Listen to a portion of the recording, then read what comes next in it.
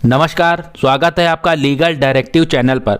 दोस्तों, यदि आप एलएलबी की डिग्री कंप्लीट करने वाले हैं या एलएलबी करना चाहते हैं तो ये वीडियो लास्ट तक ज़रूर देखिएगा।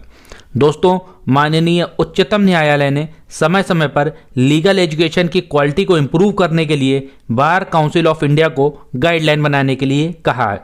लेकिन अभी रिसेंटली एक केस में ऑनरेबल सुप्रीम कोर्ट ने एक ऐसा वक्तव्य दिया है जिसका बहुत ज़्यादा इम्पैक्ट लीगल एजुकेशन और लीगल प्रोफेशन पर पड़ने वाला है।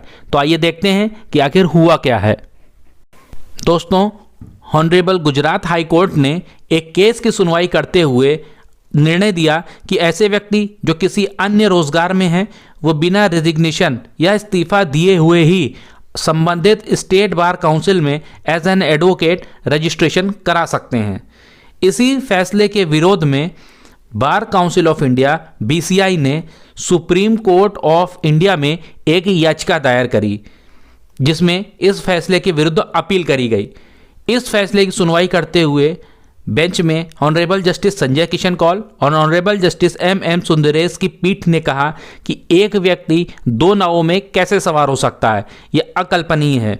उन्होंने कहा कि ये प्रॉब्लम लॉ स्कूल से ही प्रारंभ होती है। जहां दो स्टेट में 100 से ज़्यादा स्कूल हैं, वहीं लॉ टीचर्स बहुत कम हैं। कई ऐसी जगह हैं जहां पर लोग बिना लॉ कॉलेज गए हुए ही लॉ की डिग्री प्राप्त कर लेते हैं। इसके बाद बेंच ने कहा कि आप ऑल इंडिया बार एग्ज़ाम जो ऑब्जेक्टिव एग्ज़ाम है आप इसको कंडक्ट कराते हैं, लेकिन इसमें निगेटिव मार्किंग आप नहीं रखते हैं, जबकि ऐसे ही 99% एग्ज़ाम्स में ऑब्जेक्टिव मार्किंग रखी गई है। तो इसकी क्वालिटी को आप न गिरने दें। इसी तरीके से अगर आप सीए प्रोफेशन या सीए एग्जामिनेशन को आप देखेंगे तो उसमें एडमिशन से लेकर क्वालिटी तक को भी इम्प्रूव और इम्प्रोवाइज किया गया है लगातार। तो इसीलिए आप इसको इम्प्रूव करें।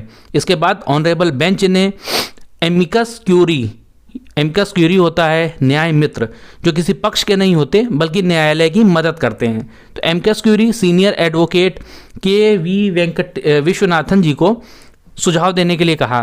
तो उन्होंने सुझाव देते हुए कहा ऐसे व्यक्ति जो किसी अन्य रोजगार से आते हैं उनका सीधे रजिस्ट्रेशन नहीं किया जाए, उनका एग्ज़ाम किया जाए और वाइवा लिया जाए। इसके साथ ही उन्होंने कहा कि इनको किसी अन्य रजिस्टर में एंट्री की जाए।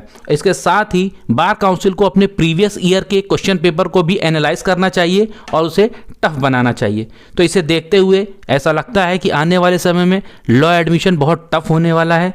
इसके साथ साथ ही कोई डायरेक्ट रजिस्ट्रेशन नहीं होगा ऐसे लोग जो किसी और प्रोफेशन से आते हैं। इसके साथ ही अगर आप किसी अन्य प्रोफेशन से हैं और इसमें आना चाहते हैं तो इसके बाद लॉ के बाद आपको एलएलबी के बाद आपको रिटर्न और वाइवा देना पड़ेगा, और साथ में हो सकता है कि आने वाले समय में निगेटिव मार्किंग AIBE एग्ज़ाम में होनी शुरू हो जाए। तो ऐसे ही लॉ रिलेटेड वीडियोज़ देखने के लिए बने रहें हमारे साथ।